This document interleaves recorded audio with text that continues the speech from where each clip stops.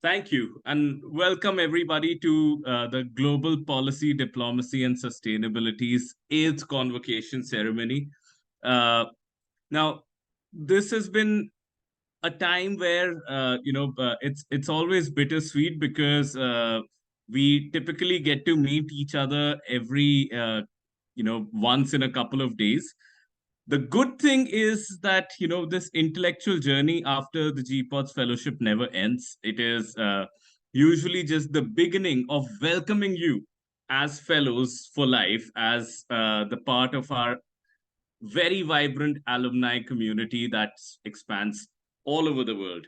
Now, today I am singularly and absolutely privileged to be welcoming a very eminent convocation speaker, Mr. Willie Louisi. I met Willie at Cornell University recently. It's not even been a month. And I was introduced by our very own ambassador, Thomas Armbruster. And I do not have the right words to say this, but there are certain people whom you meet and their presence awes you. I was reading a book about what creates awe. And usually, the research says that any experience which is calm, which gives you sort of a real life encounter with what you consider as eternal and what you consider as larger than who you are, larger than life. And that was the feeling that I got after meeting with Willie. We were getting a photograph clicked, and at that point of time, I have to say that, you know, uh, I'd already seen Willie's presentation, but at that point of time, it sort of came in a flash that I am standing with a very mature and majestic soul. So, without further ado, I am going to be introducing Willie and then inviting him to deliver the convocation address. Mr. Willie Louisi is an internationally recognized artist, mathematician, and climate change activist from the Kingdom of Tonga, a beautiful Polynesian island in the South Pacific. He is the president of OHAI Tonga, a non governmental organization devoted to raising awareness about the impact of climate change for island nations. He weaves together an enticing blend of Tongan culture, personal experience, and first person stories to convey the impacts of climate change in the South Pacific. He is a voice conveying a powerful message that resonates with audiences around the globe, widely revered for the world on the world stage. He has met with several diplomats across the globe and has served as a delegate for the Kingdom of Tonga to multiple United Nations climate conferences.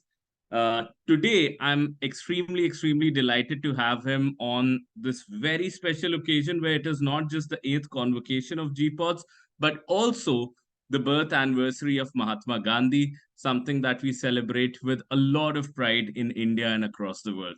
Without further ado, I hand it over to Mr. Willie Louisi. Thank you so much for joining us. Thank you for your kind words. It's a real pleasure. It's a real humility for me to deliver the opening convocation here from Geneva, Switzerland. As you know, we are little small islands, majestic islands in the Kingdom of Tonga, floating in the vast, biggest ocean in the world. So I'm going to speak on behalf of the people, which is majestic, people who have an incredible spiritual journey of sharing of the greatness of the creation of God. So I will not say too much about the beginning of the conversation, but for me personally, it's a real honor to give this convocation remark on the day of the birthday of Mahatma Gandhi. I think what I can take out of this is the importance of sharing. It's also the importance of being able to know that we can conquer anything in this crisis where we're facing the hope for humanity by working in union with one another as being human. I may say, and I say this in a level of godliness, how important kindness and how important gratitude is for all of us. I had the privilege of being here yesterday afternoon. I arrived back from Marseille.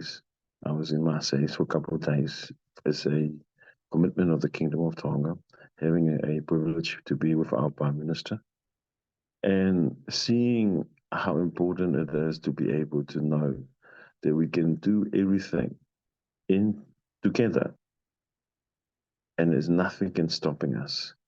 And I saw that and witnessed that with the Rugby World Cup game between Tonga and South Africa. And Tonga is only 100,000 people in the world. And I believe that we are here to be able to connect with one another, learn from one another, and sharing with one another the most important voices of all time, kindness and gratitude. But in terms of saving the Mother Earth planet. Yesterday, I had the privilege of sitting at the United States Embassy mission here in Geneva. The meeting was conducted by the United States ambassador, and in coordination with the Green Climate Fund and also the position of the Green Climate Fund of finances of the loss and damages throughout the Pacific and also throughout the small island development states. I'm bringing into this as I sit there and watch. I had a feeling of joy. I had a feeling of not confused, but I had a feeling of hope, of knowing that my words is so important. And it's our first time for the non-government to persons in any kind of a meeting on a higher level, as it is a multilateral level. And for me, I came and understood very young how important to giving solutions. And that solutions come from spiritual guidance. And I spoke on behalf of the voices of the children of the oceans, of how to protecting the oceans, which is God's creation. And I elaborate and I also endorse our positions for the future. It will take at least 5 to 15 to 25 years to implement it by the United Nations. And it will be backing by, I'm pretty sure it will be backing by the United States. It's a corridor to save the whales from the Arctic to Antarctica and Antarctica to the Kingdom of Tonga. And not only the saving the whales, but also giving the 7 oceans, including the Indian Oceans, a biodiversity that no one can be able to harming the area, but it will keep the livelihood back into the oceans, in saving the whales. So I'm bringing into this how important for all of us. As I stood in Cornell University, one of the most recognized university in New York, of the law students, and I saw the students. They are our voices. They are hearing something so important, and it's important for all of us, giving them our attention for their voices as well.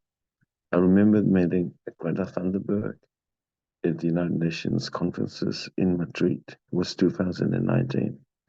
And I remember I saw this young, amazing 16-year-old, 15-year-old at that time, of giving her voices, how important her voices in the world to save the mother planet. As we all know, the mother planet, it will survive. But for us, as human, we may not survive. And I think, I'm not too sure if most of the world finances, policymakers understood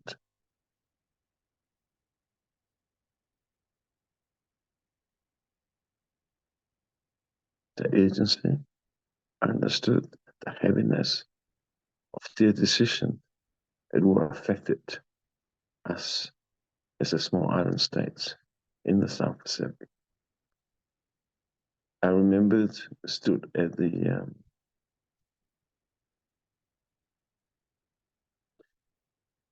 finalists as a finalist at the innovations in Dubai in May this year as a preparation for the COP28.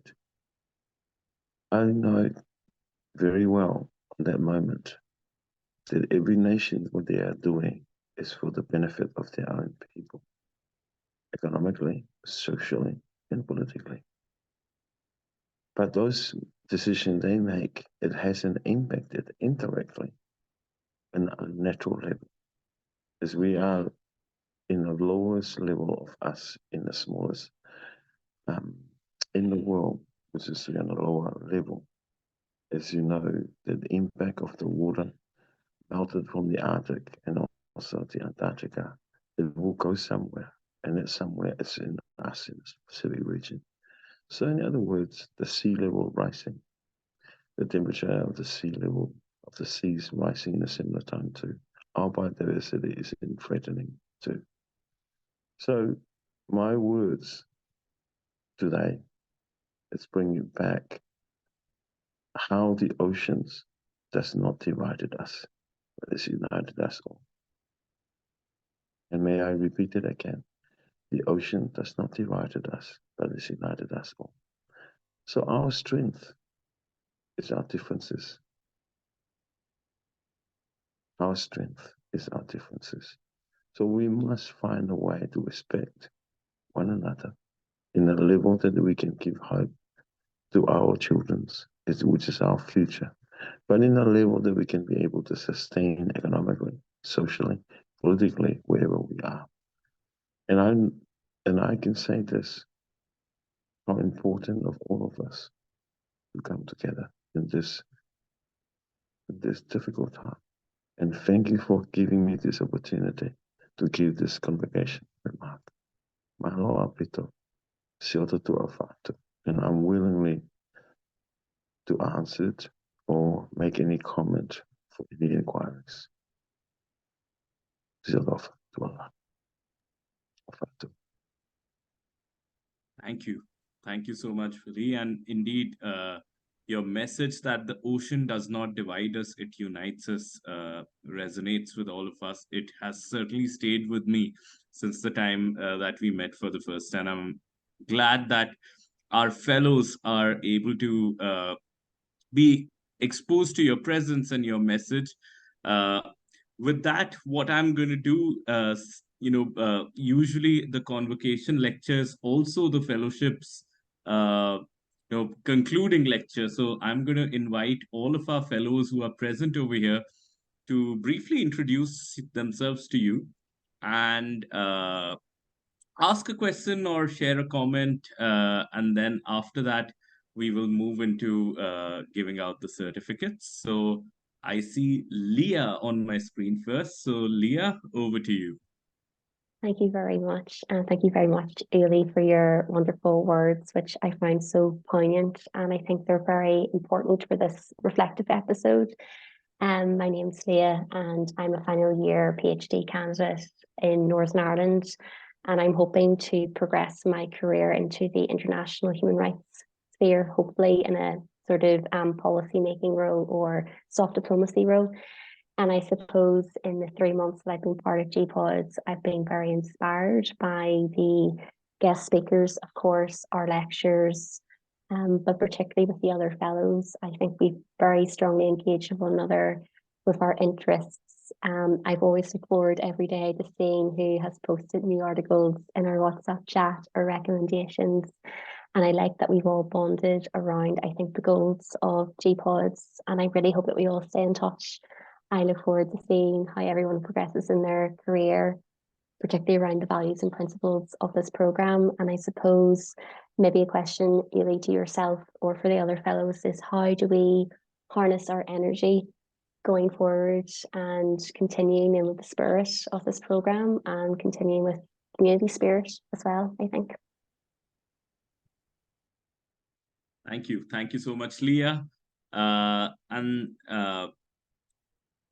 Tristan, I see you on my screen. I invite you to speak, and if you have any questions or comments for Willie, please feel free to ask that as well. Over to you, Tristan. Excellent. Thank you so much, Arpit. My name is Tristan. I'm an American. I live in Japan, and I'm a programs officer to young professionals in foreign policy Tokyo. Really active in the climate and sustainability space over the past 4 or 5 years. So what you have said about the world's oceans really resonated with me, and the urgency of the need to act uniformly on climate change, irrespective of boundaries and geography, was really touching to me. And so as I'm sitting reflecting on GPODS, it's really, interacting with mentors and the fellows has really honed my interest in realizing how important this kind of program is, and meeting mentors and speakers like yourself to inspire young people to really engage on this journey, to ask really critical questions about not only their futures, but how they relate in relation to others as they unfold in their lives. And so sometimes we get caught into the policy space or the geopolitical analyses or the lenses that we take on these issues, that we sometimes forget the deeply human, the deeply social justice concerns, the climate justice concerns that underpin these analyses and these talks, and that often what matters most is the people that are right in front of you, or the relationships you make with these people, and the causes that you value along the way. And so through GPODS, I've kind of recentered myself in my own journey, and being able to be inspired by other fellows and mentors and speakers like yourself has been really wonderful for me at this stage in my life. And so I was curious if I could ask you a question, Mr. Lucy, is in what way can we advocate for your position of your country around the world, and the different areas that we operate, whether in the climate or the sustainability or the policy space? How can we promote the voice of your cause? I'll take that up, and thank you for your words of kindness and encouragement as well. You can hear me, huh? Yes, we can hear you. Yeah. Thank you so much. I think for me personally, and I'll say, Leah, your words from Northern Ireland, very important from that side of the world. And for us, is we play our first rugby game at the World Cup. We play against Ireland, and one of the greatest joy that came out from the Rugby World Cup is our Prime Minister asking the government of Ireland and also the government of South Africa to supporting us with our development of our rugby game.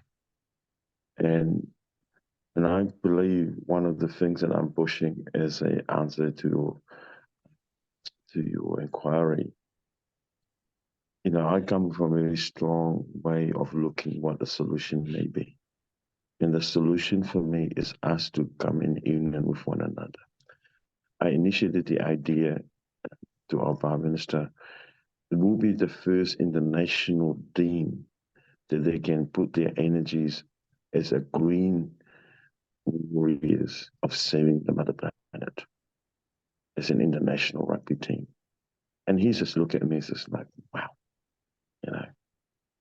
And that's it. For me personally, if we can work in union of giving kind of a pathway with greater solutions, I believe all of us, as I remembered attending the COP, I'm not too sure it was a COP 25th was in Madrid in Spain. And I met one of our good friends, it became a good friend and an associate of mine. He's one of the best architects in France. His name is Brendan McFarlane. I had a meeting with him last week before I left from from Paris to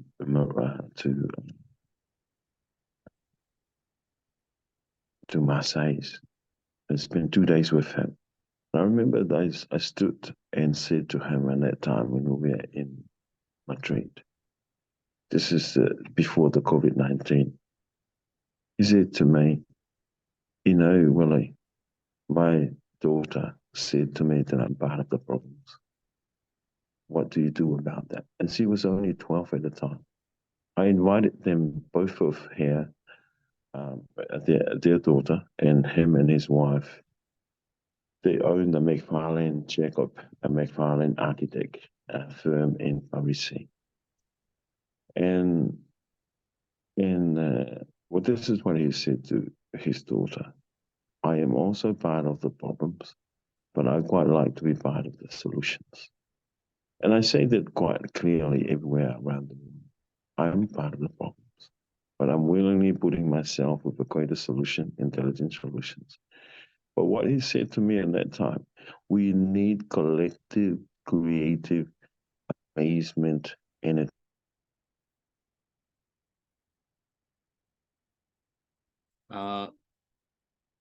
Willie, we have lost your voice.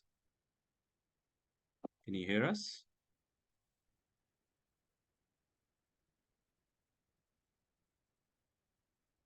Okay, let me just quickly check.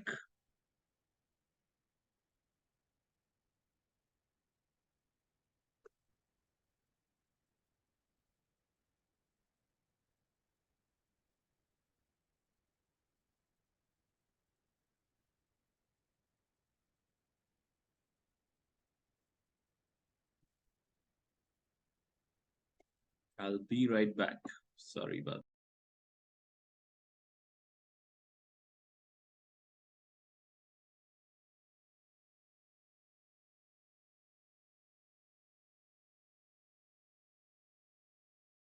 that. He was joining from his phone, and it looks like his internet isn't functioning anymore. He's traveling between Geneva and DC tonight. So, but we heard Willie's message, and I am personally very much influenced by Willie and other activists who are working really on the places where things are getting tremendously hard. Every bit of deterioration in climate change is felt much more really, much more palpably in small island nations like Tonga. And I would want to briefly touch upon what Tristan said, that what can we do about uh, some of these challenges. And my understanding is the following, that typically, when we started Global Policy Insights as a think tank, we were mostly focused on issues around war and trade. And that was something that I was personally passionate about. But soon what I found was that nobody really can do come up with strategies that can be implemented in a meaningful way when it comes to international trade and managing global conflict. uh, Even if one comes up with strategies, it is going to be terribly difficult to implement some of those strategies, because what we realized is that the best of the strategies fall flat on their face when you don't have internal political consensus, you don't have the bureaucracy geared up for it, or the capacity within the bureaucrats to follow through on some of those policies. And we met leaders after leaders after leaders who appreciated our inputs and policies, but we were, being young and being of the generation that we are in, uh, a little impatient by the speed at which things were going on. So we thought that, okay, we were trying to solve perhaps a much more superficial problem. Let us try and look into something which is a little more in depth and a little more tractable. And we started working on governance. And there we started working on understanding how democratic processes, public participation in governance, changing governance mechanisms, e-governance, and things like that, or reformation of bureaucratic procedures, and indeed, civil service reforms generally can bring about better outcomes for a particular society, and eventually uh, make this world a world where there is more cooperation and lesser conflict. And what we also realized is that there is barely any incentive in any bureaucracy to change. There is a lot of conversation around it, but there is little incentive for most of the political power centers or bureaucracy to really undergo transformations. There are indeed certain nations which are more serious about it. But then, if you look at the large powers, they typically are very, very happy in their status quo because the status quo keeps them in power. So, giving up that could also mean risking their position in the world. And at that point of time, we sort of hit a wall, and we sort of hit a crisis that, having a think tank, writing 10 papers in a year, what is that going to do eventually? We've seen many think tanks come and go. We've seen, the mighty Brookings and IISS and Carnegie's, etc. Be there, contribute their bit, but no one can really, really claim of moving a needle in the world. And we thought that, will life be worth it if we spend it thinking that we tried, but we never were able to move the needle? And what I realized was that that is not something that is going to be worth it, at least for me. And uh, then what I realized was, and we all thought that why are we doing all of this for? At the end of the day, what's the reason why we are doing all of this for? And what we realized is that, poverty pained us, inequality pained us, then things related to dominance of one group over the other pained us. The lack of availability of basic resources such as clean water or clean air, that pained us. And which meant that all of those were pointing towards sustainability. All of that was pointing towards sustainability. And in a way, what we realized was that rather than attacking all of these lofty problems, how about we just focus on sustainability and see if we can do something about it? And then one thing that we thought that we can really do about in sustainability, one is something much more real. Another aspect is something much more hopeful. The more hopeful aspect is that we engage with universities, with corporates, we create content, we do a lot of consultancy in the hope that people will use it and things move in the right directions. We do all of the advocacy, etc., with the government. But again, that's the hope that one day it will move the needle. But the thing that we did and we really, really feel that moves the needle are programs like these, are programs like GPODS. And I'll tell you the way that it moves the needle in two ways. Number one is that we already see a lot of our alums, and we have about 150 plus alums by now. We already see a lot of our alums working in real ways, whether it's on the front of research or it is on the front of reforming businesses. Was talking to one fellow who is working with a company that works on reducing emissions of mining cryptos.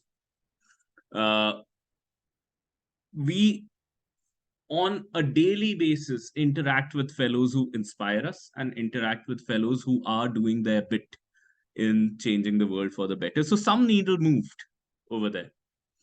We also think that there is nothing better than changing or not changing, but sort of building the right mental models together. And there is nothing more potent in changing the world beyond that. Used by a malactor, this is a power that can breed terrorism, conflict. Eventually, it's all about changing mindsets, right? And used in the right direction, it could lead to a lot of positive change. It could lead to perhaps fresh air in a particular locality which has only seen pollution for many years. It could lead to access to water in places which has not seen water at all. It could lead to many children learning about sustainability and recycling from one of the GPODS alums who's teaching in a school in a particular village. It could lead to changing national policies for the fellows who are working in policy making bodies. So we discovered that education and building mental models together is the superpower that we have as part of GPODS. Now, it is a very profound experience for me every time there is a convocation. You see fellows moving from being fellows who are studying to fellows who build the community with us. It's almost like in GPODS I always say you're fellows for life, and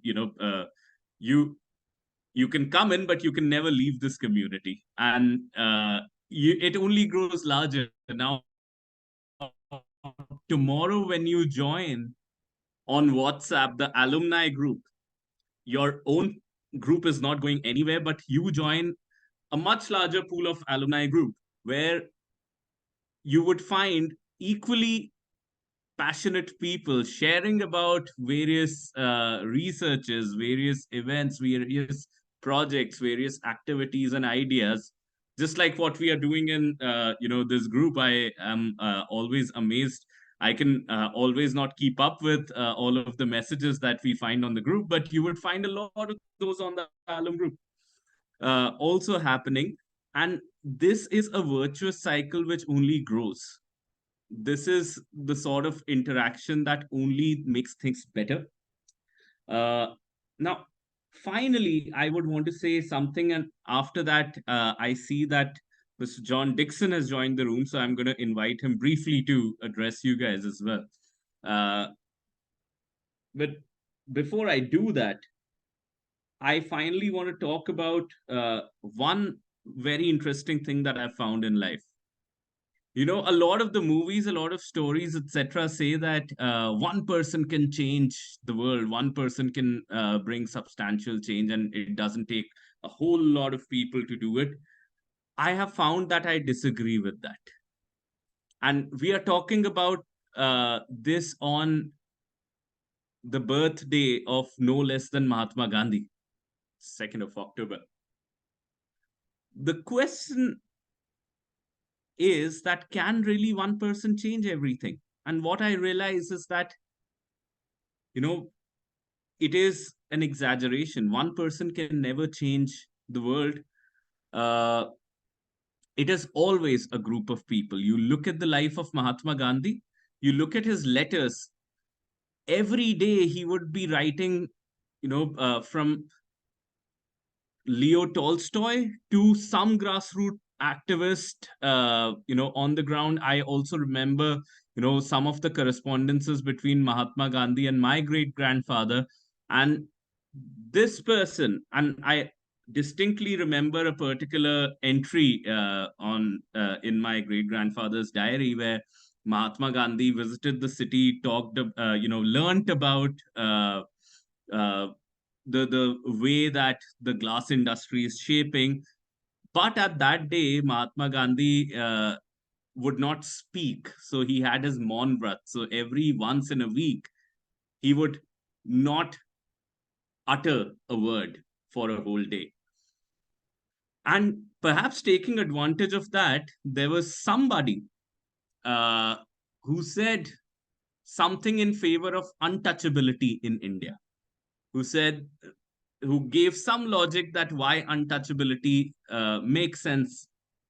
And what Mahatma Gandhi did, this is my great grandfather's diary entry, and we've heard from others as well. Very, very fascinating. Mahatma Gandhi gets up and he gives himself 3 slaps. Okay. So he was obviously eccentric in some ways, as many great leaders are. But look at the meaning behind it. Mahatma Gandhi would never direct any violence thought or any violent action over to somebody else. And on that day where he was observing silence, he could not have even countered that person's argument by his words. So essentially, what he did was that he directed that turmoil towards himself by slapping himself. And I often wonder that, this is not something that, somebody can just be born with. It is a result of a whole transfusion of ideas. And I would encourage all of us to read about the various correspondences of Mahatma Gandhi, exchanging ideas with all sorts of people, whether they agreed with him or they did not agree with him. It was, you know, it was a dialogue where it was not even an option for you whether you were part of his club or not part of his club. It was not even an option that you would be part of the conversation or not. He would just bring everybody in, and that's what you learn from Mahatma Gandhi. You read game theoretical modeling of Robert Axelrod, and he would say that whenever there is a society where everybody is playing hawk, and if there's one person who tries to enter that society and trying to play dove or trying to play tit for tat as a strategy, if you go alone, you fail. That one person fails and eventually becomes a hawk. But if a small group, even 2 to 3 people who know how to cooperate, enter the group together and are able to collaborate, they're able to change the whole equilibrium. That's what GPODS is about. That's what Mahatma Gandhi did. He was part of a larger national but a global movement.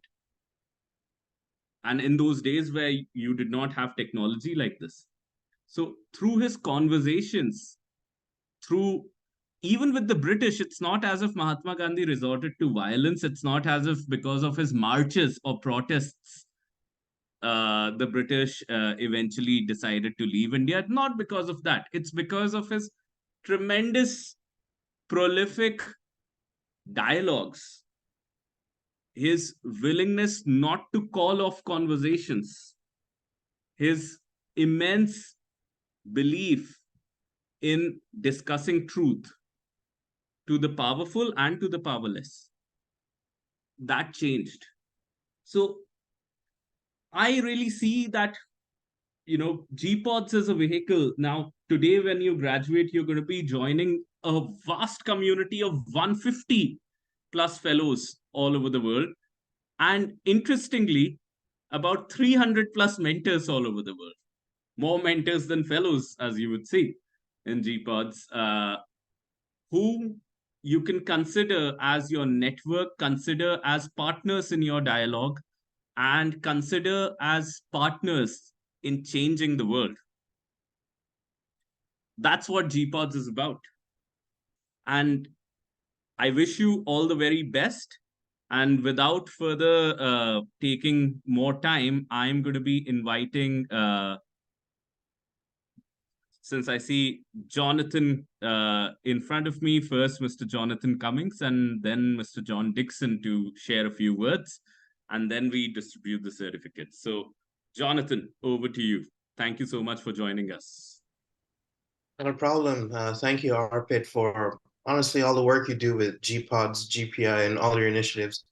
To be honest, seeing the work that ARPIT has done, ARPIT and the rest of the larger GPI community, it's absolutely impressive to see what GPODS has evolved into. As ARPIT mentioned, after this session, you join a community of over 150 fellows, and that not just only means the fellows, you're also part of the larger GPODS community, which means mentors, advisors, people in private sector, academia, diplomats, Nobel laureates, ambassadors. It's amazing. So welcome to the family. And, in all honesty, I've been a part of GPODS and GPI to an extent. With GPODS, I've been a part as a mentor, come in here and there, speak, crack some jokes and do my thing. But now as I'm getting older, and moving on up in the world, one of the most valuable things I've come to realize and learn is that a person's network is definitely your net worth, if you really think about it. Yep. With this community, as I mentioned, you're connected to so many people all across the world. I mean, some of you are in India, Japan, Europe. If you want to come to the United States, Nigeria, Thailand, I'm pretty sure there's either a GPODS fellow there or someone who a GPODS fellow is connected to, and you can meet them there. And that is something that is absolutely amazing. And I want you to relish on that and really take that into consideration.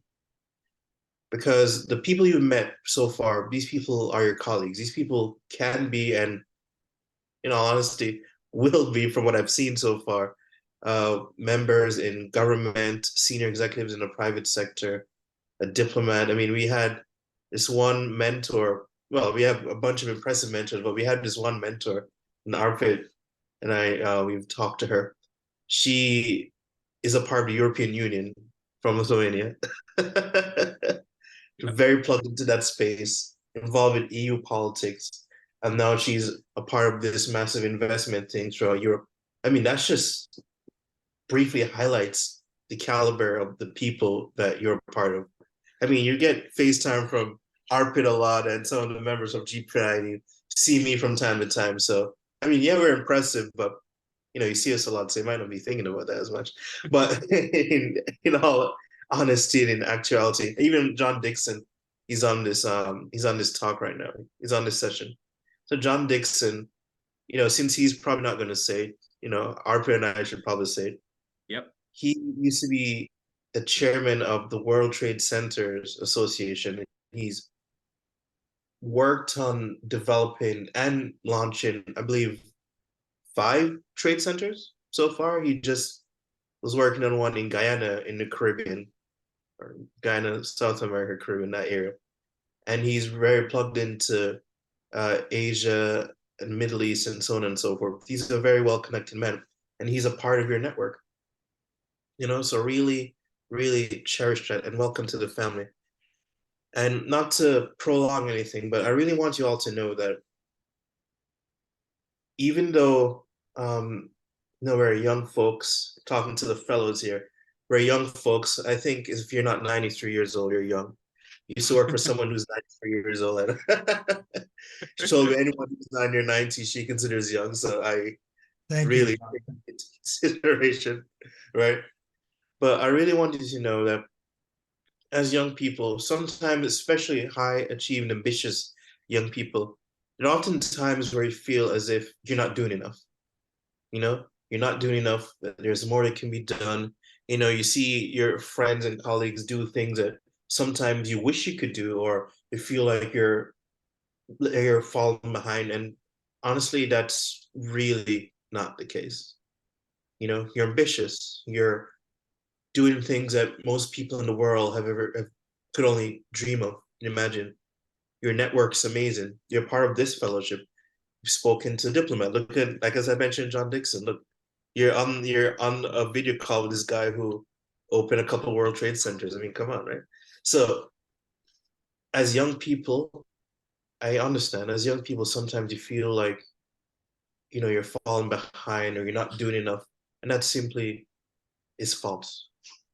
I'm pretty sure on LinkedIn and social media, sometimes you've seen this thing that said President Obama became president in his 40s and Donald Trump became president in his 70s, and et cetera, et cetera. No, success takes time, and everyone's running their own race.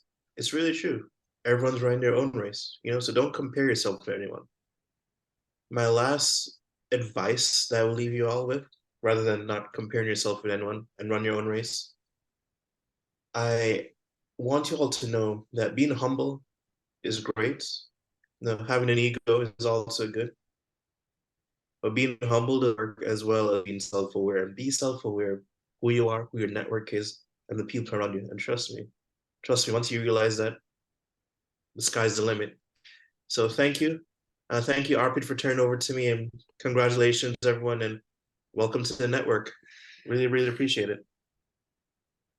Thank you so much, John. And before I bring in John Dixon, let me, are you guys ready for one more Mahatma Gandhi story or tactic? I'm just gonna very briefly touch upon that.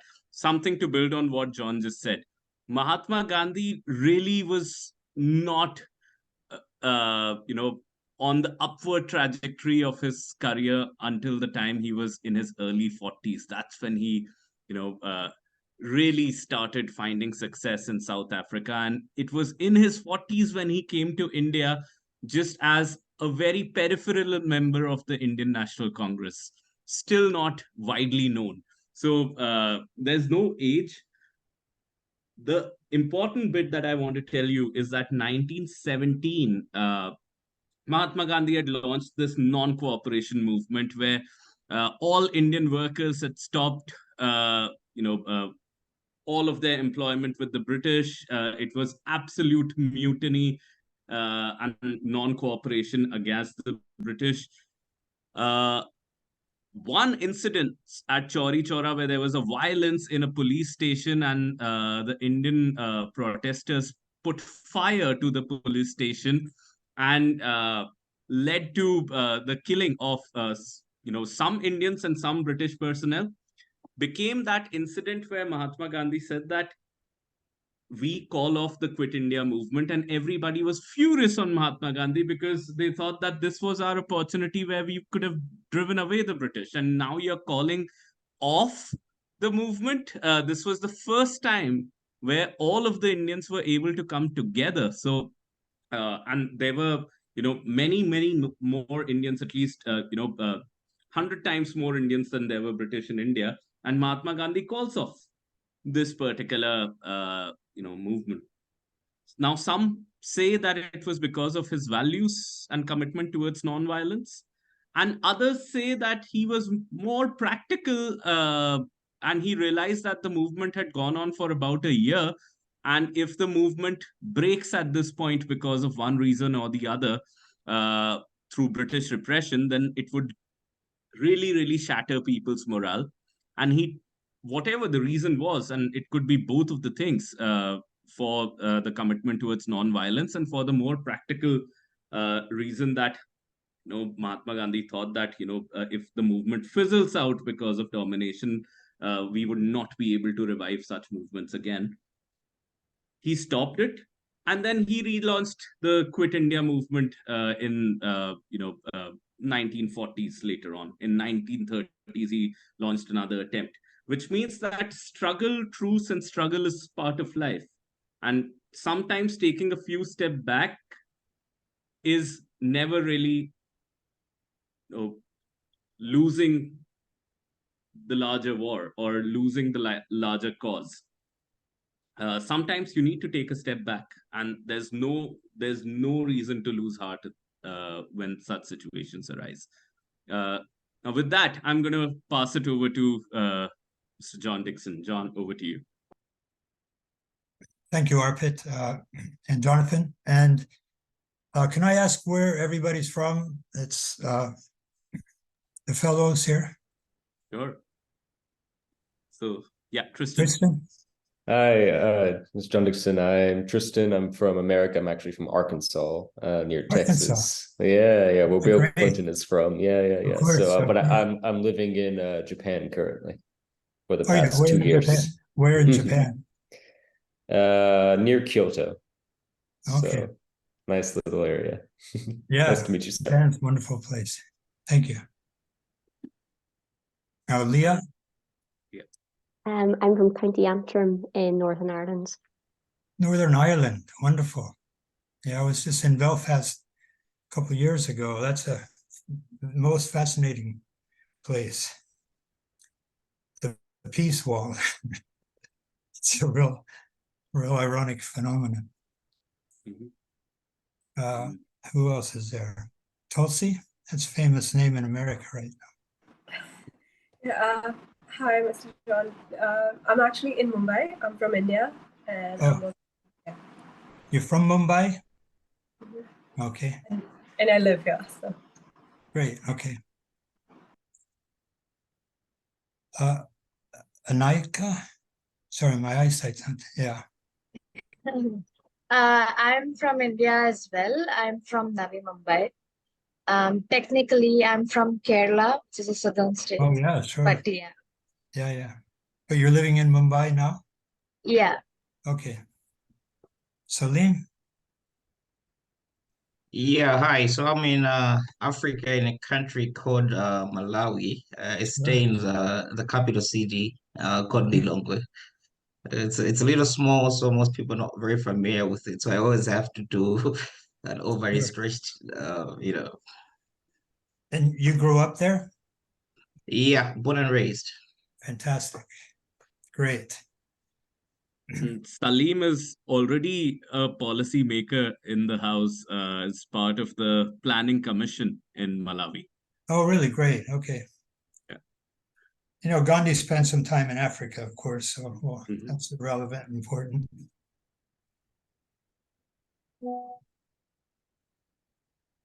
Pariksit, are you there? Yeah, hi, Mr. John. Yeah, I'm very much there. Thank you for joining in. Just a second, it's a little early in the morning, man. Well, where are you? Yeah, I'm joining in from India, from the southern part of India, Chennai. Chennai, okay, good. Yeah, nice to meet you, sir. Yeah. Well, nice to meet you. This fascinating group. It's amazing this technology we could be together. I was supposed to be in Korea right now. I've been working on this North-South Korea issue. But I was in New York City last weekend to celebrate the founder of the International Institute for Peace Through Tourism, who I read an article about, article that he had written sometime 2008. I was fascinated. It started with a quote from Mark Twain. It said, travel is fatal to bigotry, prejudice, and small-mindedness. And I found that a really powerful statement. It was a 10-page beautiful article about the power of tourism in peace building, but it's really the power of relationship that happens in tourism. It's not, and you know, if you go to a resort somewhere, you won't really notice when an article comes out in the paper where the country that resort might be, and you might, I mean, even then though, you still have your heart kind of sinks when you see something happen, a bomb go off or somebody get hurt or a coup or something like that. So I think that it's the connection with people that is really the most critical. You're all very smart here. You're all policy people.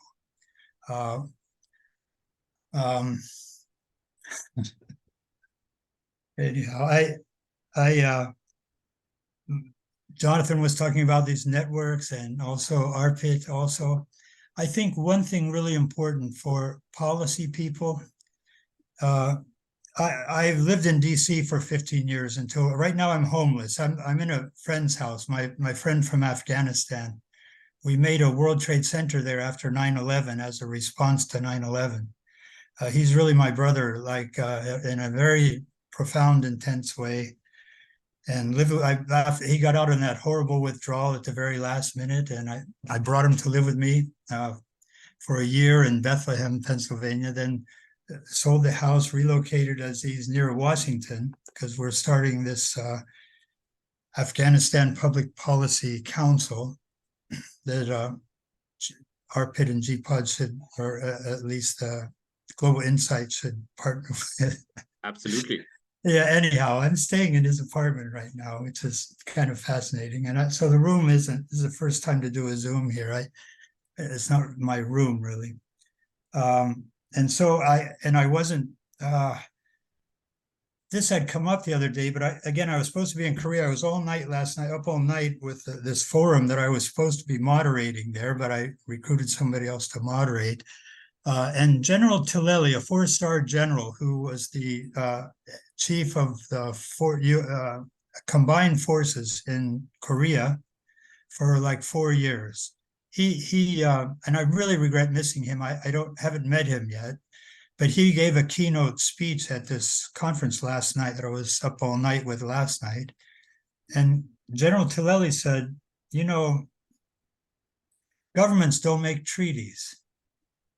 He said, people make treaties. The people is the most important thing. So the only way we're going to find, this was an effort to reunify the Korean Peninsula, is only if there's a civil society action, only if people want it and people insist on it. So all these governments and government programs and military, forces, it doesn't work.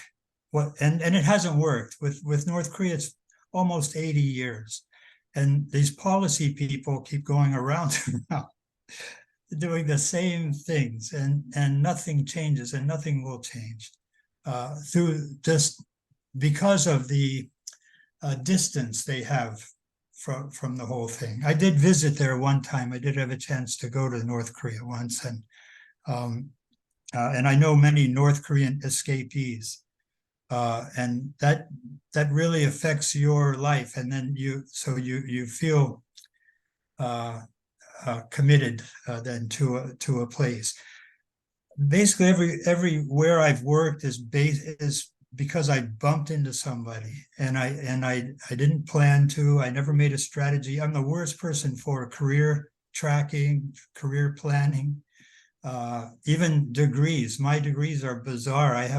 My original career was in architecture. Then I studied I had master's in world religions. And then I studied one in human relations, which my wife thinks is really hilarious. A master of human relations. And I can't even make her happy. So, but through all of that, the key point, the key message, the main thing, what I found the most valuable and the most important is people, just like General Tileli said.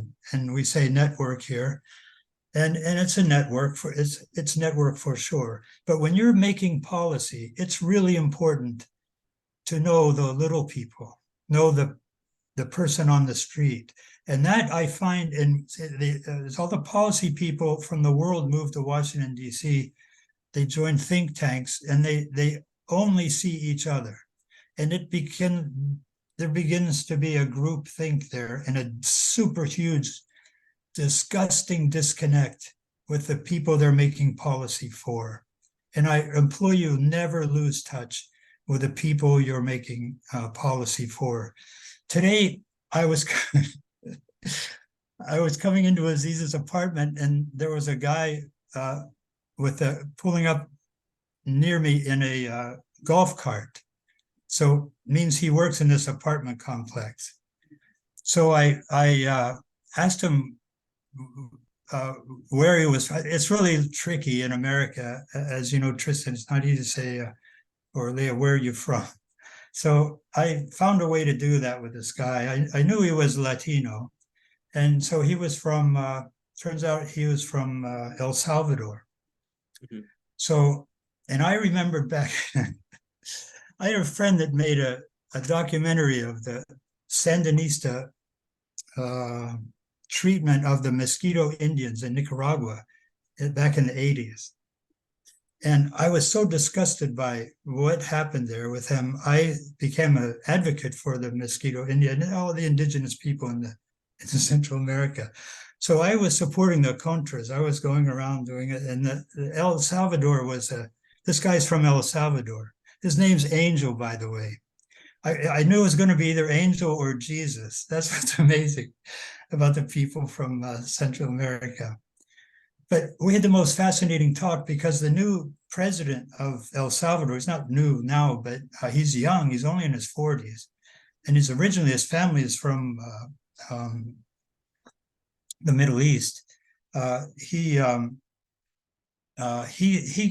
developed a very strict policy. He built huge jails and put all the bad guys, all the cartel people in jails. And now suddenly the beaches are alive with activity. Businesses are investing. They're growing. It's people are with each other all the time. They're on the streets. It's super safe there. He said it's safer in El Salvador than in Washington, D.C. He said, so I'm moving back to El Salvador.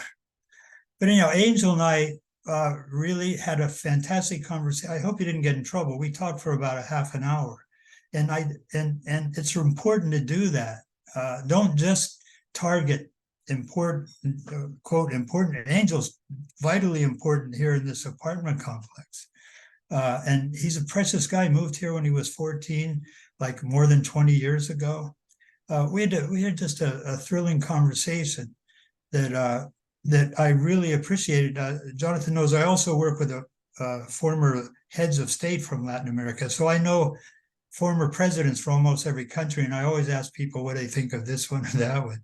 So, but I notice when I'm with these presidents, by the way, when they come to Washington, D.C., then like in the hotel, there'll be people from Guatemala working in the hotel. So they'll be like so amazed that President Cerezo is here.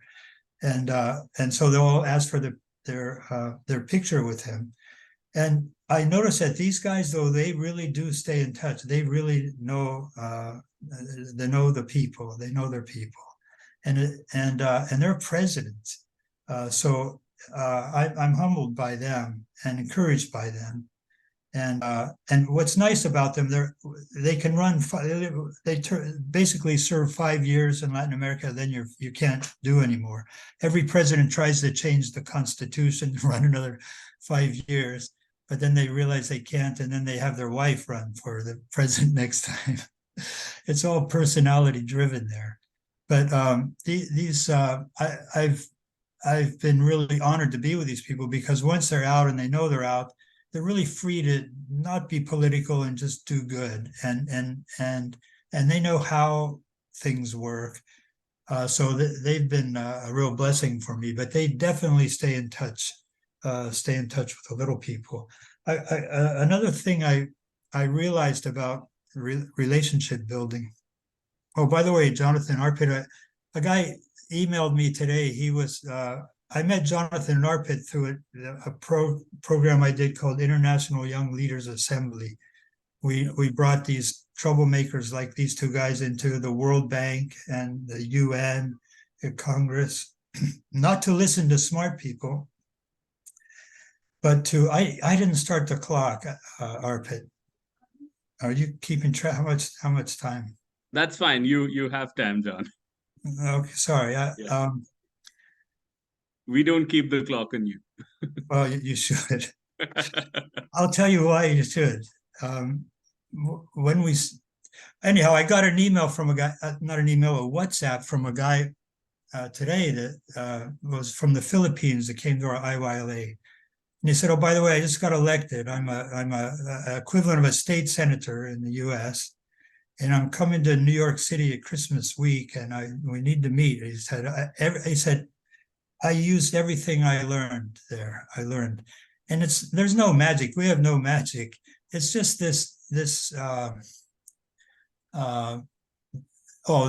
we came into these spaces because they're public spaces and they're your spaces, you belong there. But almost nobody has been in the UN and the World Bank and Congress. There's probably, most congressmen have never been in the World Bank, and they don't go in the UN. They're not welcome there. So the people that have been in these spaces are remarkable. One lady that Jonathan Arpit both know became the Minister of Youth and Sport for Paraguay after working a few years with us. And then she mentored for GPODS as well. Yeah, yes, he's brilliant. But it's so anyhow, I just got that email from that note from that guy. We got to meet, and he was so, and that's the most rewarding thing ever, by the way.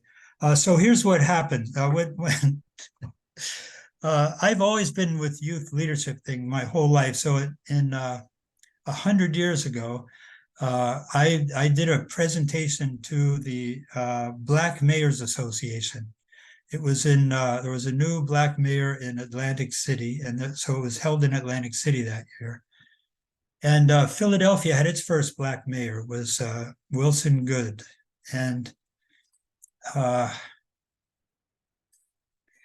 so I had a project called that with a Black Cuban cowboy. We started a project called Urban Western Riding program.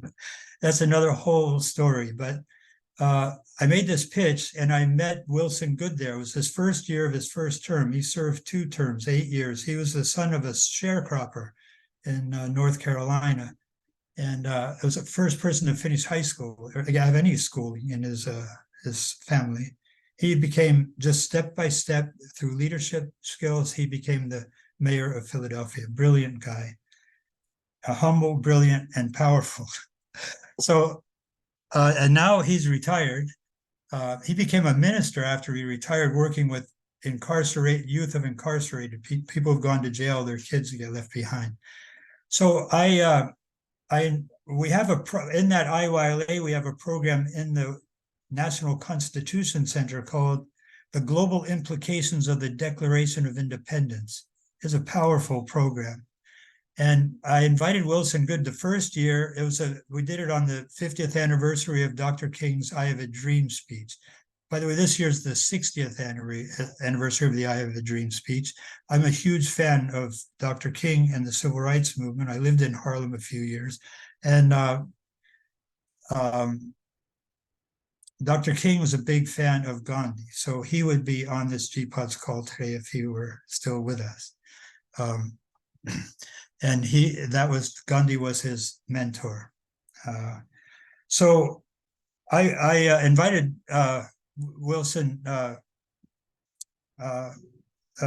Mayor Wilson Good to give this address to, and there was an agreement with his secretary. I hadn't seen him in 20 years or 25 years. So I went early to the venue, and he was standing there. Oh, he dresses impeccably. The guy's so sharp, like every which way. I mean, he is an amazing guy, most disciplined guy. And he said, Mr. Dixon? I said, yeah. He goes, I'll have you know that this program was not on my schedule. I've already had 2 meetings today. I have 2 more this morning. And but I see my secretary agreed. So I will honor that. What do you need from me? I said, well, Mr. Mayor, how about a welcome? It's your city. Can you just give a welcome to everybody? Okay, how much time? I said, 5 minutes. He said, I don't need 5 minutes to give a welcome. I said, that's fine. I said, just whatever you're inspired to do, it's your floor, and they're for you. We're here to see you. So, and I had a whole program ready. A district court judge and a really important NGO president was all waiting for this panel afterwards. So Dr. Wilson Good started his talk, and looking at these international people from every continent. I mean, you're very clear that you're looking at the whole world there. And so remember, he said he doesn't need 5 minutes for a welcome. Well, 30 minutes later, I'm back in the back of this auditorium where very special place, and I'm going like this. and he's ignoring me, going like this. I had to go up on the stage to Dr. Good and tug on his jacket, said, Mayor, I'm sorry, but we have a program here we have to do, so we have to cut it. I'm literally with him on the stage, pulling on his jacket, telling him to please stop. And so he obliged, and he finished. Then every year there was this game I would play to have him come again. Finally, the last time he said to me, John, look, even if you don't invite me, I'm coming to this. This is the most important engagement that I have in my calendar every year. So, but what I want to explain to you is our big problem with the IYLA was that everybody was like Wilson Good. When people get in front of you, these old crusty, policy people, their hearts explode and they want to just download everything. They want to give everything to you, everything. So you should never hesitate to talk to these crusty old policy people. They sometimes they try to look super important and super busy, but when you just grab their jacket and they will melt right away. I'm telling you, and they'll give you everything. But it's up to you. Now, another thing I learned, and this is the last point, is to build relationships. In school, did you ever have a class that taught you how to ask a question? Yes, Tristan? Yeah, we had a religious studies class that taught us how to ask all the big important questions. Oh, and I still ask those questions from time to time. That's fascinating. I was almost a philosophy, religious studies major, so I started with that and then got tired of asking questions all the time and wanted to find answers, so I switched to policy. We'll have to have a conversation about world religions again. Yeah, of course. Yeah, good. Well, anyhow, I noticed that in my education, I was always asked for A, B, C, or D, or T, or F. And I was never asked to ask a question. I was always asked only for answers. And with answers, you can't make a relationship with somebody. You can only make a relationship with questions. And I realize how fundamental that is and simple, but how most people don't know how to do it. And it's something you have to think about, because and it's all you need that opens the door. And then these people honestly will never ever let you leave. They'll want you to stay there. They'll tell you everything. They learn their whole life, and they'll do anything they can to help you. So I guess that's maybe what I would contribute tonight. I really do. These two guys here are quite some troublemakers, and I by the way, I love the term troublemaker, because this world is really a mess, if you haven't noticed, especially the last few years, and it's getting worse. So if you're going to just let it go, that'll be fine. Just coast along and not be noticed. But you really should become a troublemaker. I'm very proud contrarian myself. You don't have to be a contrarian, but you should be at least a troublemaker, because things aren't going in a good direction. And be confident and in that, and you'll find a lot of support when you're willing to stand up. But stand up for those little people, for Angel, the guy I met today, from El Salvador. He's going back to El Salvador because it's better there than in the United States. So that's some good policy going on down there. Anyhow, God bless you guys. It's really an honor to be here. This project is very important. I love it. It's making a difference, and wish you all the best, and stay in touch, and congratulations. Also, this is the graduation part, or the commencement part, or the beginning, or this is the graduation. Yeah, okay, good. Well, congratulations. You survived that, and I hope you did have good mentors, one more addendum to the addendum. I was just in Iraq like 2 weeks ago, Oh, And I was sitting at a table, and there was people from one guy that was in one of these programs, Halan.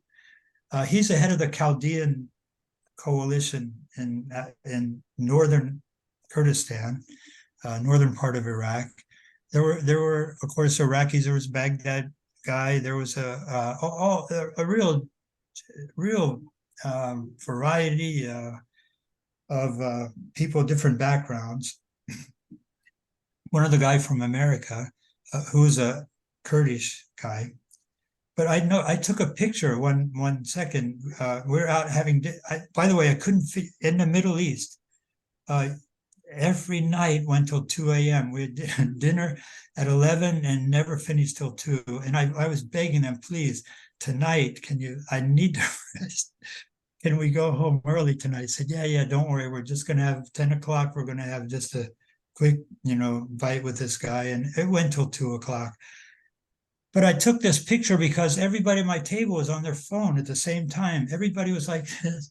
And while here we are from all over the world, and we're at this moment together, and then people are doing this. So this is a remarkable access to the whole world. I mean, all of you, and we can be like texting each other in the next 5 minutes. I hope look at my Instagram, by the way. You should follow me on Instagram. But I got some great pictures of Arpit showed me. I was at Arpit's hometown the other day, and he since it's Gandhi's birthday, I put up a picture from one of those temples that we went to, Arpit, today.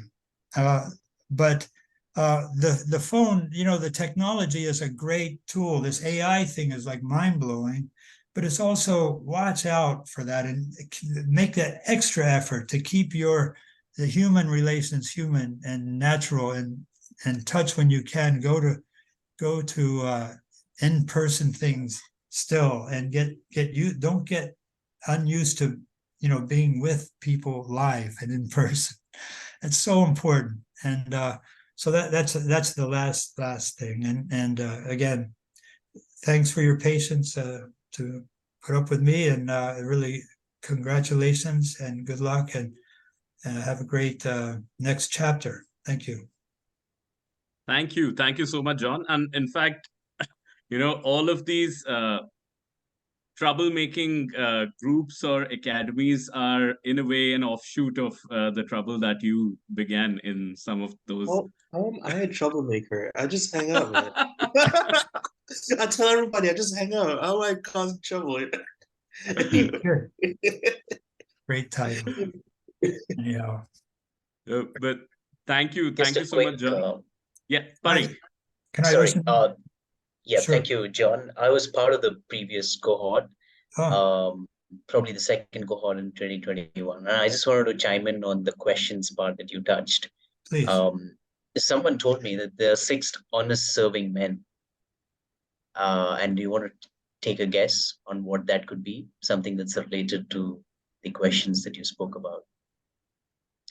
I couldn't hear it clearly. What was it? 6 honest? 6 honest serving men that Rudyard Kipling usually, had them along with him to understand the world.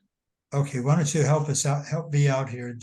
Oh yeah, it's pretty simple. It's just the why, what, how, when, and where, and and so I thought I'll just jump in on that. Yeah. Thank you. No, anyway. that's very good. My wife, by the way, has one just on the topic. She is a a marketing person.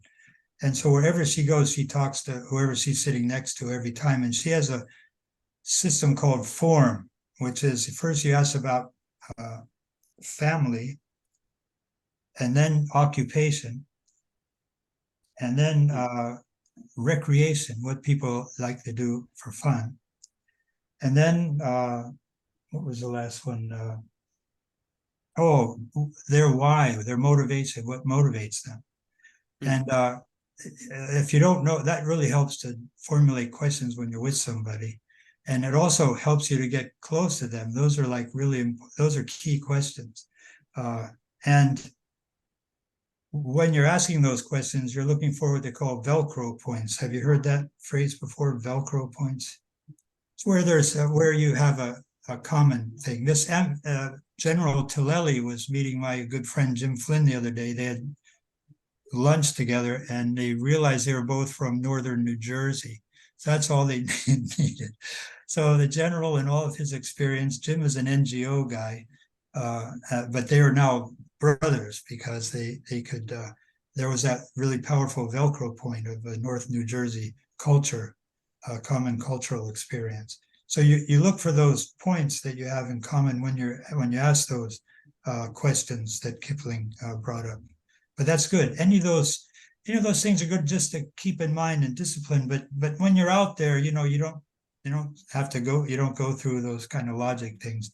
It's just something to come back to in between. And then, but the, people are the most precious resource. That's the purpose why we're on the earth. That's why we have life. Is that so? So thank you again. I'm going to keep.